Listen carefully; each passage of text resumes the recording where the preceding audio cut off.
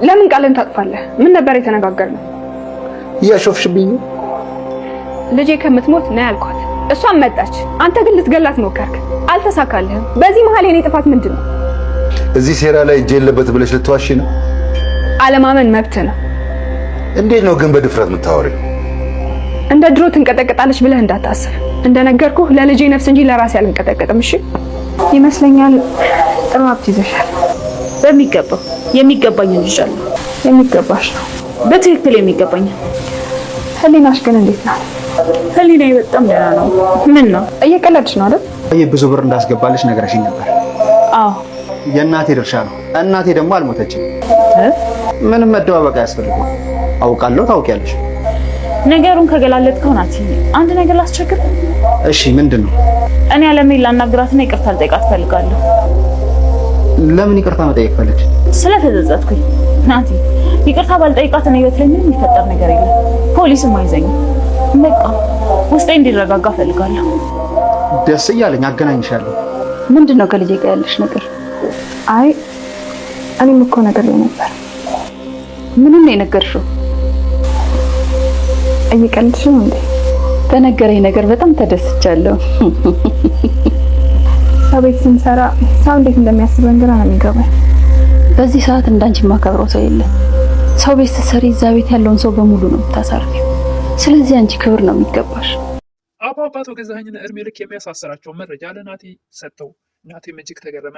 ናቲ መረጃዎችን እየወሰደ ለመርማሪ ሲሰጥ ነበር። መርማሪው ደግሞ ለአቶ ገዛኸኝ መልሶ ይሰጣል። ምክንያቱም 500 ሺህ ብር ስላቋቋመ 500 ሺህ ብር ሰጥሃለሁ ስላለው አቶ ገዛኸኝ ብዙ ህጻናት ካለቁበት መረጃ ይልቅ የናቲ እናት ስትጨነቅበት ስትሰቃይበት ከነበረው ይልቅ እሱ ያጓጓው 500 ሺህ ብሩ ስለሆነ የእነሱን ጉዳይ ወደ ኋላ በማድረግ ናቲ እያንዳንዱ መረጃ እየወሰደ ሲሰጠው መልሶ ለአቶ ገዛኸኝ ሲሰጥ ስለቆየ አሁን ግን እድሜ ለትሁት ካለበት ፈልጋ አግኝታ ለአባባ ስለሰጠች አባባ ደግሞ ለናቲ ሰጡት። ናቲም እጅግ በጣም ተገረመ።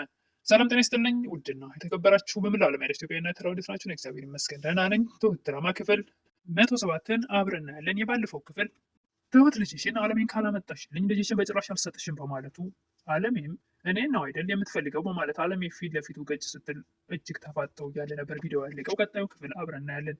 ቀጣዩ ክፍልም አቶ ገዛኸኝ አለሜ ላይ ሊተኩስ ሲል ተኩስ የምትለው ሰዓት እድሜ ለትሁት ትሁት የተገዙን መሳሪያ እያንዳንዱን ምንም ነገር መተኮስ የማይችልበትን እነ ሽጉጡ ውስጥ ያሉትን የሚቀባበሉትን ነገሮች አውጥታ አስቀምጣ ስለነበረ ባዶ ቀፎ ስለነበረ ምንም ማድረግ አልቻለም። አለሜም ተኩስ ፖሊሶቹ እየመጡ ነው አሁን ትሄዳለህ ስትለው አቶ ገዙ ደንግጠው ወደ መኝታ ቤት ነበር የቆለፈው። ትሁቴም ልጄን ይዘሽ እናንተ ሄዱ እኔ በኋላ እመጣለሁ ብላ አለሜት ከዛ ቤት እንድትሄድ ታደርጋለች። ቤቲ ለትሁት እንዴት እሺ ብላሽ መጣች ትል ነበረ። ነገሮችን እኔ እንዳቀናበርኩት መች አወቀች? ልጅሽን ይዞ ስላልኳት ነው የመጣችው። ልጁ ቢይዘው ታዲያ ምን ቢሆን አባቱ አይደል ትል ነበረ ቤቲ። አባቱ ነው ብለሽ ነው? ለነገሩ ይጠራጠራል እኮ አባትነቱን። አሁን ሲመጣ ምን ሊልሽ ነው ታዲያ ትል ነበረ ቤቲ። እባክሽ እኔም ወድጄ አይደለም ፈቅጄ አይደለም ያደረግኩት አስረጅልኝ ትል ነበረ። እሺ ችግር የለም ነገር ግን አንቺ ደግሞ በተራው እኔ አለሜን እንዳገኛት ፍቀጅልኝ፣ ልታገናኝኝ ግድ ይላል። ለምንድን ነው? ይቅርታ ልታደርግላት ነው? ይቅርታ ልጠይቃት ነው ትል ነበረ ትሁት። ልጅኝ ይቅርታ ጠይቃታለሁ፣ ደግሞ ብዙ መነግራት ነገር አለ። ነግሬያት ነበር ነገር ግን ተቀይማሻለች። ብትቀየመኝም ይገባታል ሁለተኛነቴን አምናለሁ ትል ነበረ ቤቲ።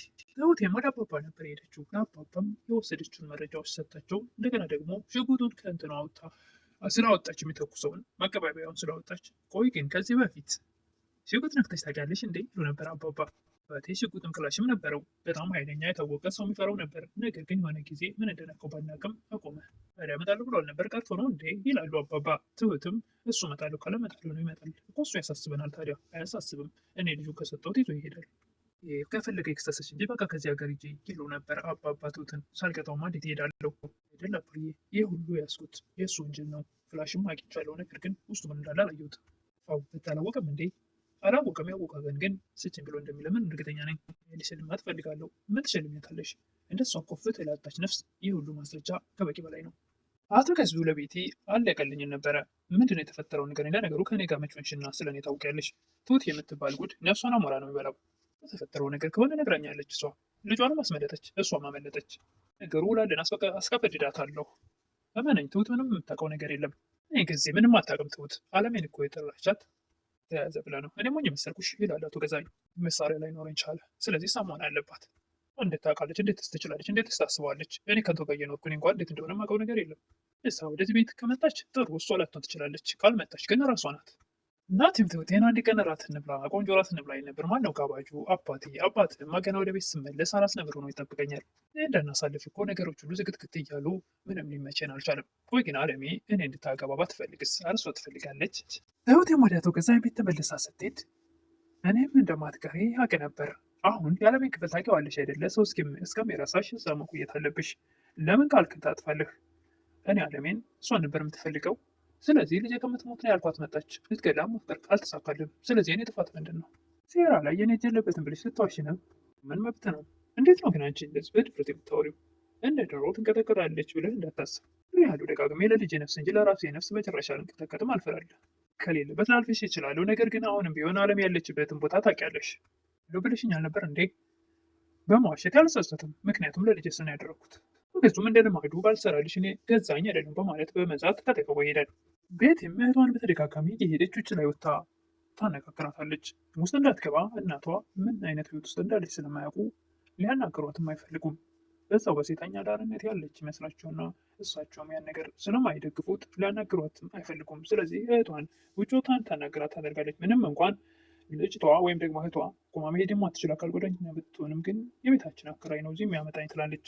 እና እህቴ ሁልጊዜ ልነግርሽ እየፈለግኩ የማልነግርሽ ደግሞ እንዳትበሳጭ እያልኩ ነው። እህቴ ገንዘብ በቂ ካለሽ እኔ አሁን መታከም እፈልጋለሁ።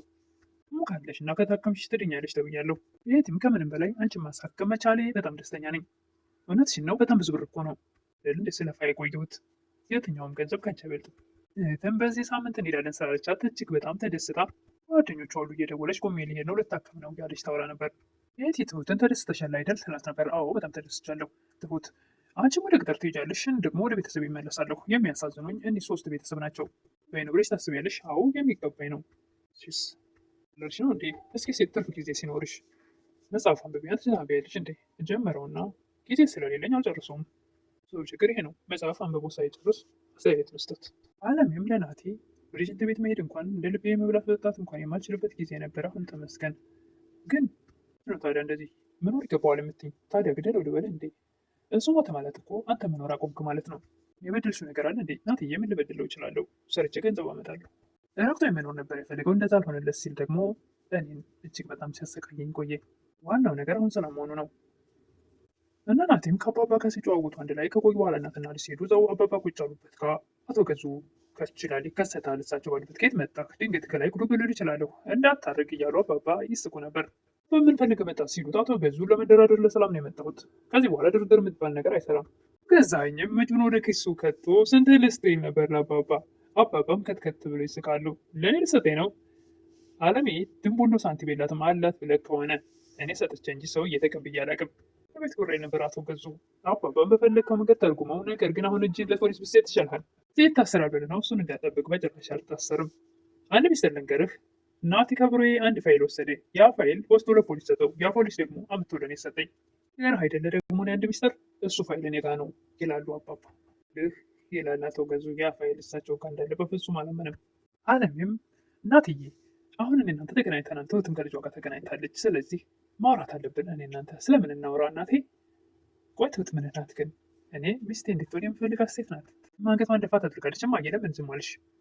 ህይወት በምን ይበላሻል መሰለህ? በትዳር በምን ይስተካከላል? በትዳር እና ታዲያ እናቴ ትሁት ሰው ቤት ስለሰራች አነሳችብሽ እኮ። በማንም ፊት አንሳ የምትጠይ አይደለችም።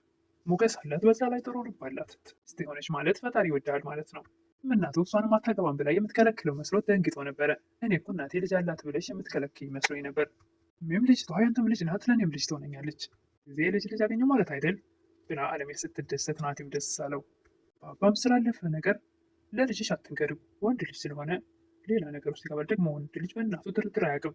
በሌላ ነገር ውስጥ እንዳይገባ አድርጊ። እዛው ቤት እንቀመጣለን። ምን ችግር አለው? እኔ ለመተኛት ብቻ ነው እዚህ ቤት የምመጣው።